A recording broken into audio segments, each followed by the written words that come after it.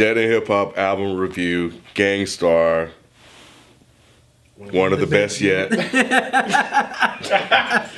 Before we get into the review, thank you guys for watching. Please hit the bell, subscribe, like, and if you mess with this video, head over to our Patreon. You can get in right now for $1. That's gonna change. So you wanna get in now while you can. So I urge you guys to do that. So please do that. We appreciate the support. And check out everything else we're doing, the podcast and stuff like that. It's the Myke Salon and the podcast network. Go to deadandpodcast.com. Shout out to Huey and Low Mid. Huey's recording this one, so we appreciate your work behind the camera, brother. No problem. Feefo isn't here with us today, but sitting in for him, as you guys have seen him on other videos, minus me. What up? Yeah, right, I didn't even know what to do. He was like, little finger shit. What up, I guess.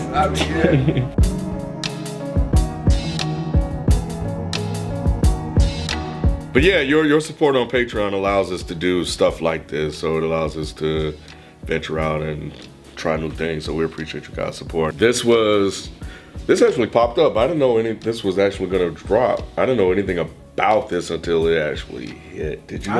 I remember he had released the joint with J. Cole. That was like the leading single for it or whatever. When was that? It was a while ago. Yeah. Really? How long ago? It was a few months ago. Was anybody talking about it? Because I don't remember seeing people talk about it. I don't remember. Yeah, but I don't think people knew it was an album coming. Right. They just thought it was. They were talking about the track? Well, the track just popped up and everyone was like, "Oh shit!" Yeah. So I think people just thought it was like a Lucy that Guru had recorded, but nobody knew that there was an album. Oh yeah. You know what? And I think that's a missed opportunity because I think that would have added excitement to it. I remember thinking it was kind of weird. It was like, why is of all of the people that Guru messed with back in the day, why would you drop a track that was just a one-off Lucy with J. Cole? And I still J. think Cole was fucking dope. Yes, He killed it. But I was just like, this is weird. And I still think it's weird.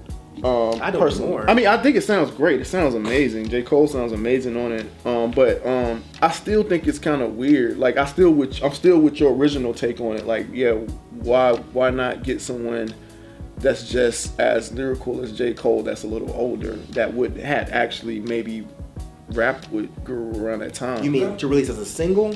Or just on that track, period. Oh, I see what you're saying. So to release as a single, it makes sense. If he said yes, I got you. If he said, hey, this is an album coming. Here's this track with J. Cole. Cool. Yeah. But if it was just like, oh, there's no album. Right. I just have a leftover Guru verse. But here's a song where I'm gonna add J. Cole to it. I was like, that's bizarre. Yeah. No. I feel you. In the grand scheme of the album, now it makes sense. I'm fine with the feature. Like the feature don't bother me. I'm fine with it because, I think J. Cole did an amazing job. It's just you don't think he sounded a little off when he started? Hell no. No. I think J. Cole. No, I thought he was good, but when I was listening to it last night, until he kind of got into like the pocket, it sounded like when he came in with his little, I guess, double time flow or whatever, it sounded like he was a little.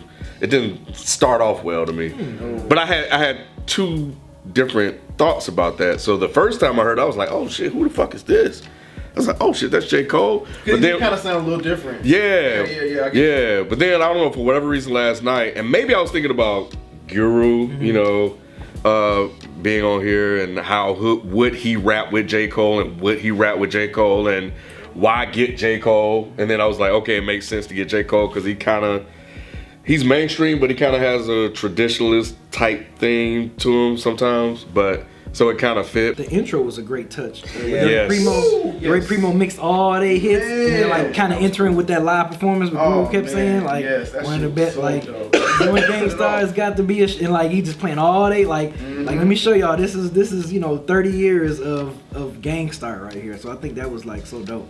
Absolutely, it definitely set the album off right. And then it goes right into the joint with M.O.P. I love to hear M.O.P. over some DJ Premier joints like easily. And the thing about this album, it even though we know of course DJ Premier was getting verses and stuff and fitting them, but it kind of sound like this was if Guru was rapping today, like if he didn't pass away. In spots, yes.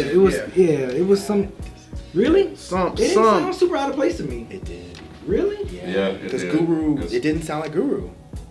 Really? Certain songs did, but a lot of the songs, he didn't have that cool, calm, smooth Guru sound. For some reason, some of these songs he sounded antsy. Like he sounded like I'm used to Guru rapping like smooth. But if you listen to this, this ain't smooth Guru. And I think that's why a lot of these verses weren't used. He never rapped like this. Like even if you listen to the Owners, he wasn't rapping like this. I'll say that when I first listened to it, I felt the same way. I was like, it sounds good to hear his voice again. Mm-hmm. Yeah. But it sounded old to me. And maybe that's what, maybe I was blinded by it's good to hear his voice again. Maybe, I don't know. But it didn't sound like Guru to me. I mean, we know it's Guru, but I know, but he's not rapping like he was on anything else. You could tell that he wasn't in the studio with the beat playing rhyming. Yes, you could tell that they placed this on top of the tracks. Maybe so. It didn't. It was still, I still enjoyed it. It still was very pleasurable to listen. I'm just saying, I don't, but I disagree. It sounds fine to me. I'm kind of with B. That's why I said some songs. Like I think like the first half of this, like right before the OG come in and talk that interlude, I thought that sounded like Smooth Guru, but like right after that, like so many rappers, that sounded off to me. Like that just sounded off, and I don't know if it's like because Guru sounds off. I think just the mixing of it was just off for me. It didn't sound like how you saying like stuff sounded on beat. I think that was the first time I noticed that it didn't sound on beat. Like you could tell that okay, these are verses that he tried to mesh with songs. That's the first time I really heard it. I can see what y'all saying. You could kind of hear it on the other ones, but I think I got so wrapped up in hearing Guru, like you know what I'm saying, over like Premier production, is that I just kind of overlooked it, but it definitely stood out when it got to so many rappers for me. And then after that, it was just like, man, I don't know. Even with Militia Part 1? Except Militia, but everything except Militia and maybe Bless the Myke. Yeah, everything else after the OG intro, I mean interlude, it sounded disconnected for me. It tailed off for me. I wish we got a Q-Tip verse though. I like what he did to this with that song. I didn't like that. I wanted a verse. I wanted a verse. Why is he doing sound effects and shit? That's not Q-Tip. That's not Q-Tip at all. And I'm trying to remember. I can't remember it. I should have looked it up, but I don't know if Q-Tip ever rhymed over Premier beat. I'm sure he has at some point. Yeah, I just can't off the top of my head. I can't remember. But this would have been a perfect opportunity to do it. Like, why do just that little hook and that's it? And the hook wasn't even that good. Yeah. I liked it. I was disappointed in that. I wasn't. I liked it. I thought that was gonna get praise here. I understand wanting the verse. Yes. I wanted the verse too. Yeah. But I didn't dislike what Q-Tip brought to that. That beat was nice though. That beat, that beat was nice. I felt like it all fit. I don't know. And he actually, and Guru sounded 2 minutes or something like that. And the way they put him on that track sounded good too. I think he sounded on beat the majority of this. I definitely, you can still tell, he wasn't in the studio because Guru doesn't really rhyme, 1 2 1 2 like that.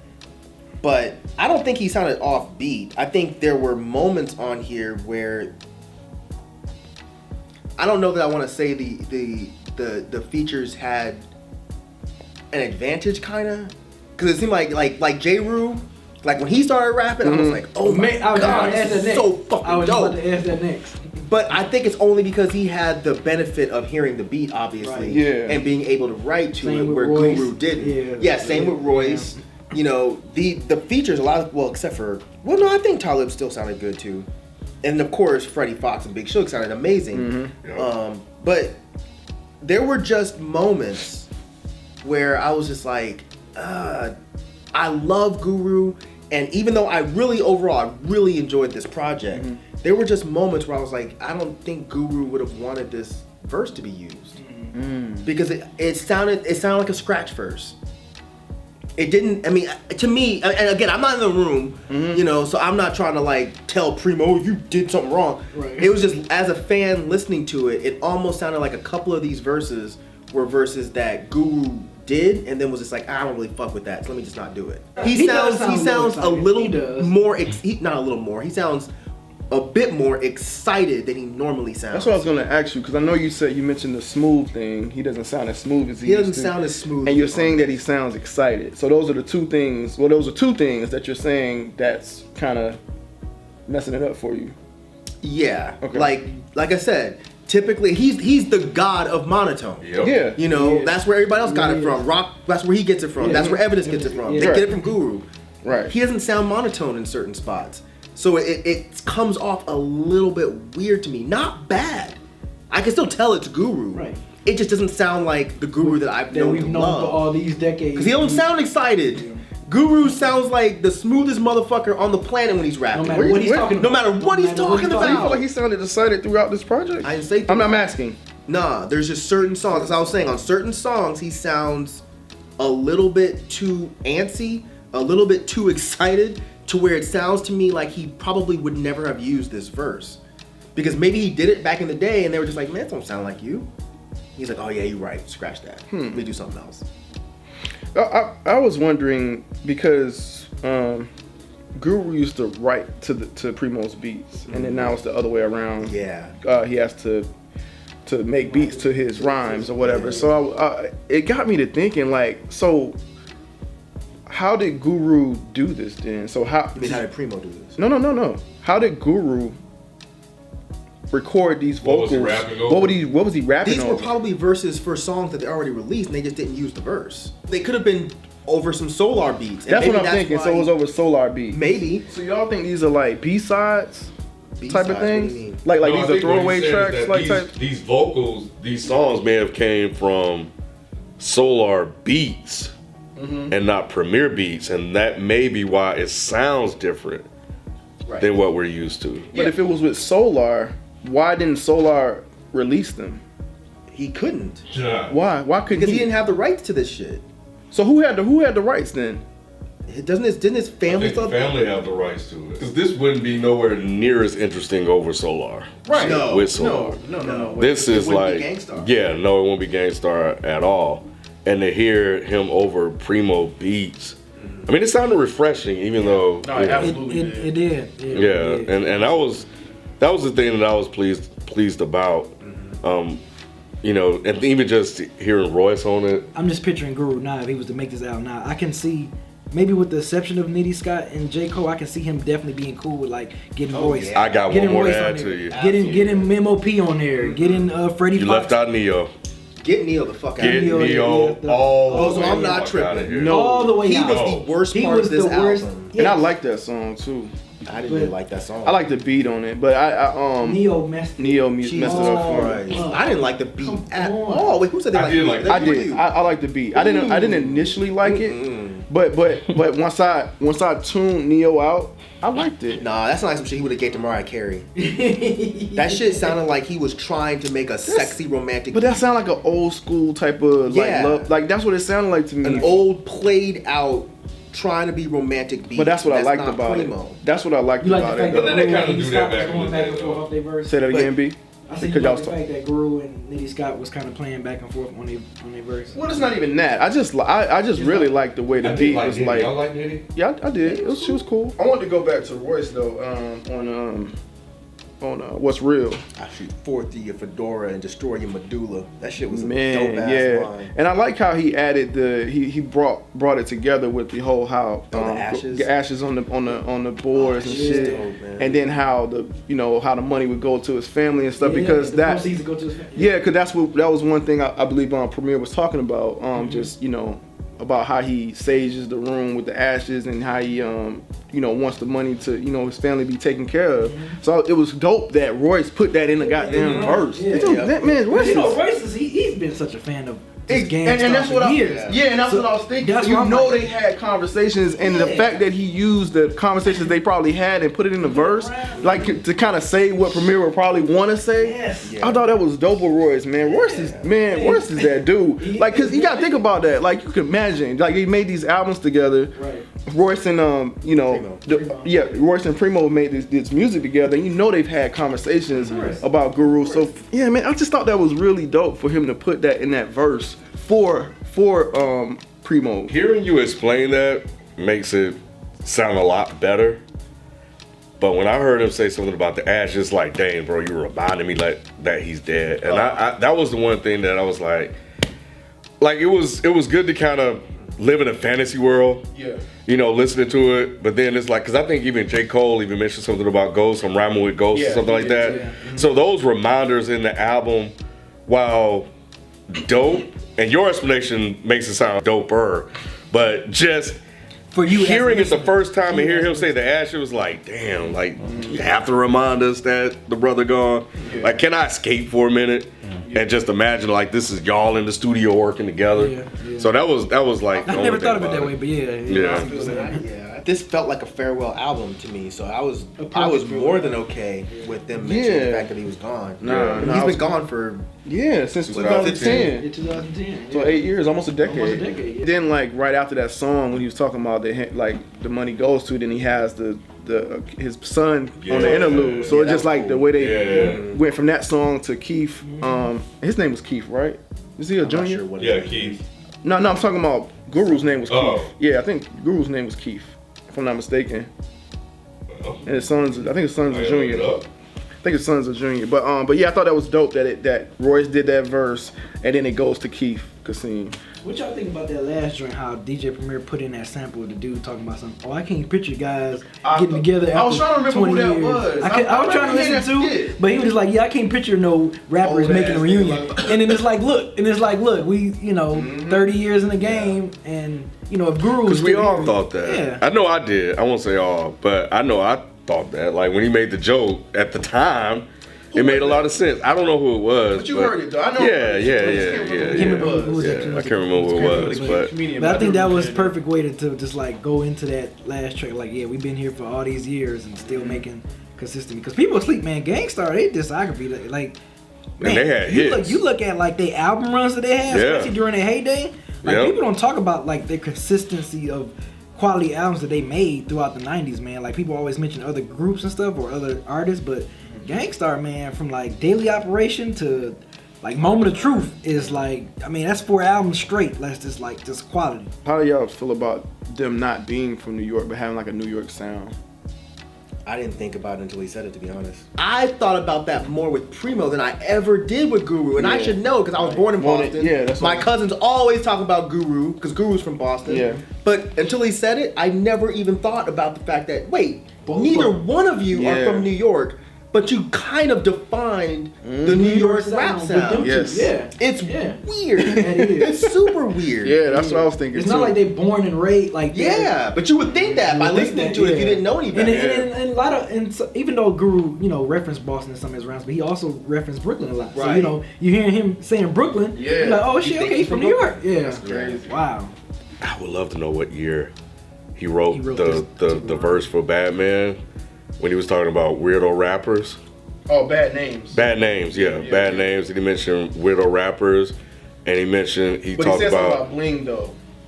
So you think it was around the... So I think it was around the Cash Money shit? Yeah. Yeah, but that was interesting because remember, old boy got into it, Troy Ave. Didn't Troy Ave call Kendrick Lamar a weirdo rapper? Yes. Did he? Yeah, he did. Yeah. He did. So that was the first thing that popped in my head when I heard that him say that. So I was like, damn, when did he write that? And what were the weirdo rappers out at the time? I was thinking that too, but like I said, I heard the bling thing, so I was like, maybe he. But that's not. But see, I didn't look at Cash Money them as weirdo rappers. It was just like a bling era. I can imagine a lot of them probably would. Like weird? No, I don't think so. I don't know that Guru would be talking about Cash Money. Yeah. A lot of the verses didn't really sound like he was taking shot at any specific person. It sounded like he was just frustrated with the rap scene. Yeah, because on so many rappers he was talking about that. Yeah, on so many rappers. Which was right after the interlude. But I think that's what to the point of the song. He was like, y'all giving rap a bad name. Yeah. But Guru's kind of always been. He's always been that way. He's been talking about. Where he's been like, you motherfuckers need to rap. Yeah. But no, overall, this was definitely a really enjoyable listen. And I love the fact that it was short, like 37 minutes. That was, yeah. Except there was one song, "Bring It Back Here," that pissed me off. Yeah, because it was like that beat was crazy. Those drums when that bass comes in, the way Guru was rapping, it just cut off. Yeah, it was the shortest song on the album. It was one of the dopest beats on the album. Yeah. Like Primo, what are you doing? Right. Do they need to do another one? No. This is Let the mic closed it out, and that's it. It was perfect. It was like, okay, that's it. You know, we did it. Boom. And I can't imagine him wanting to do it again. I'm sure this took a lot for him to do. Yeah. You know what I'm saying? I mean, come on, man. This is his brother, basically. Yeah. I'm sure this took a lot out of him to do. Especially after having to fight for it for so long. Yeah. And who knows if there's even any more verses left. They may have just really used everything he had. Right. You know, I don't think Solar ever announced what he had. And even if you didn't, you know he had to try to pick the best verses out of that pile. You know what I'm saying? Go to B, man. I gotta figure out what am I. All right, so I got Lights Out, What's Real, From a Distance, Militia Part 4, and even though it was super short, Bring It Back Here. Give me Lights Out. I would put him in there just to make y'all mad. But nah, What's Real, Family and Loyalty, Bring It Back Here, and Bless the Myke. Is that 5?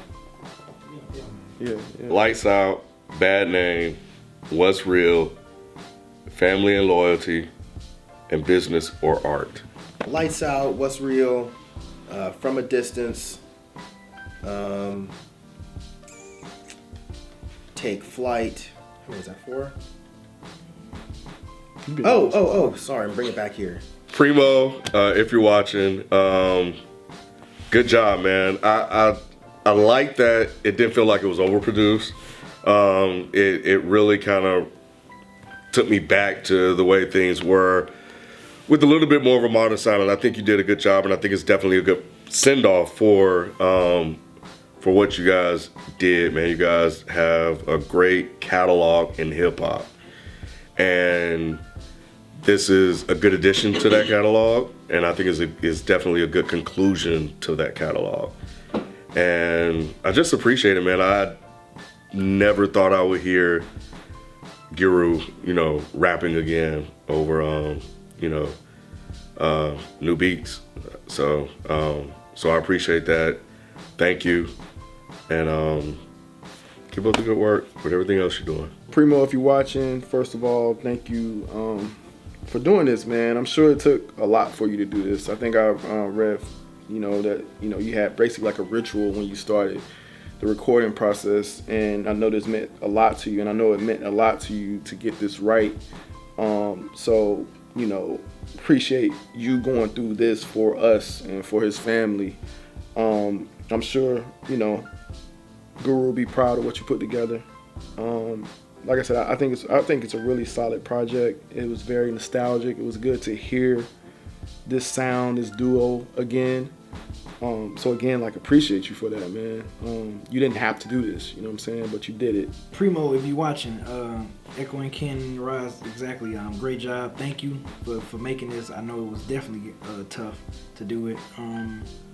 I like the fact that for someone that's a longtime Gangstar fan, I'm glad that you got the features to make it nostalgia. All the Group Home, J. Rue the Damager, all them. I'm glad you did that for fans like myself, and of course the beats, man. For you to still make it sound modern and give me that 90s Gangstar feel vibe. I appreciate it, man. So great job, and everything you do, I'm always been a fan. You a legend. You guys are a legend for a reason, and still go down as one of the best hip hop groups in this hip hop culture. So good job. Primo, I echo what everyone else said, man. You did a great job bringing back that essence of Gangstar, giving the group a proper send off.